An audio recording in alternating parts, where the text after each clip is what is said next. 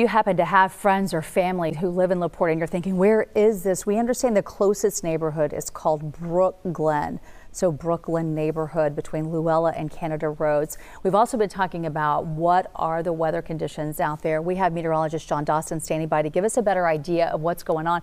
John, from what we can tell from our viewpoint, it doesn't look like we have any heavy wind or anything out there that would cause more drama with this. Can you give us the expert's opinion? What are you thinking and seeing? Yeah, you're exactly right. This is pretty good conditions if you're going to have a situation like this. Good meaning that there is very little wind. I've got our updated here. This is from LaPorte Municipal Airport. I don't have a camera myself that's over there, but this is the weather data coming out of LaPorte Municipal Airport. 3-mile-an-hour winds out of the southeast. Now, you'll also note, though, that the temperature is 85 degrees, and so all those folks who are trying to make efforts to get everything under control and keep everything calm is going to be dealing with 95-degree feel-like temperatures. So that is something to point out. But just overall, we're not seeing a lot of wind across the area, and again, this is going to be beneficial to us. So there are those 3-mile-an-hour winds from the southeast in LaPorte.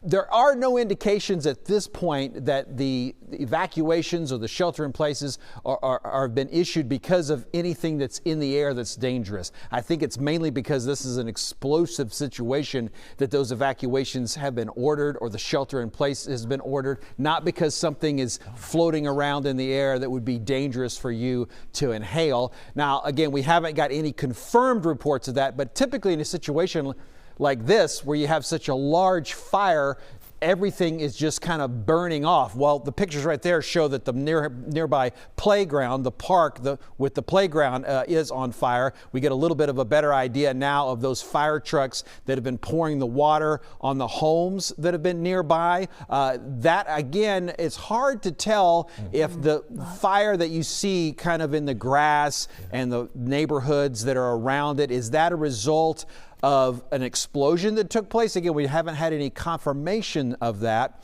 but you could see where perhaps if an explosion took place, that could have ignited some things. But I have a feeling a lot of this is from just the pure heat that is coming off of this fire, that it has ignited certain materials that are close enough to it to become flammable, and then that has spread. So the grass fires, that's going to spread, obviously, when you have a fire that gets started, and that's a situation that, because of the winds, again, are not spreading wildly. It's, again, out of control to some degree, but we're not seeing the wind aid that. You'll notice that the smoke itself pretty much going straight up. It's got a little bit of a slant to it. The fire itself doesn't seem to be impacted by the winds whatsoever. All that charred ground is grass that has burned. And again, was it ignited from an explosion, or was it just something that created and then spread? That's unclear at this point, but it does look like perhaps that it has been just from something that has spread.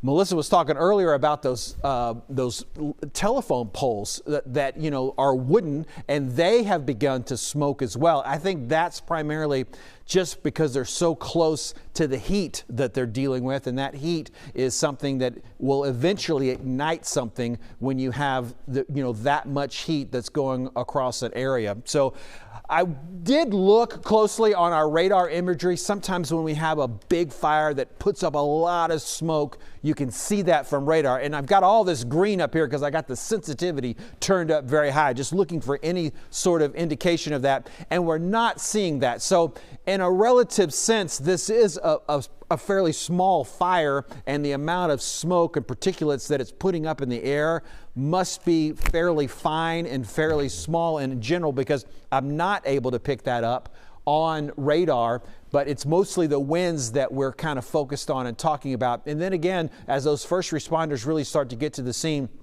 they'll be dealing with so much heat because the feels like temperatures are in the mid-90s right now. It's going to continue to warm up, not to mention, of course, even once they get closer to the fire, all the heat that's coming off of that so much. But been able to kind of look at all the video and that we've got coming in and just sort of, again, analyze things. That there is the lack of power, I think, is something that also can be quite frightening. If you're near a situation like that, you lose your electricity, and then you don't have that information that's coming in quite quickly with you. So certain areas are needing to evacuate, certain areas are needing to shelter in place. That's why we rely on our phones so much, and we want to make sure that we're always prepared in these emergency situations like this to have your phone powered and ready to go.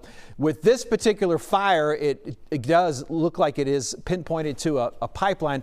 As I wrap up here, I know just a moment ago, Melissa was talking about if you know somebody in the area, you know, call them and let them know. Well, I have an aunt in the area, and I called my aunt, and I was like, hey, are you okay? Are you close to the fire? She goes, well, we were just leaving town anyway. And she said, but clearly we could see it. It's in one of those areas that's really very close between LaPorte and Deer Park. You know, some of that area there, one side of the street is Deer Park, one side of the street is LaPorte. That's kind of right where we're talking about this fire taking place. And again, just a lot of heat and a lot of flames.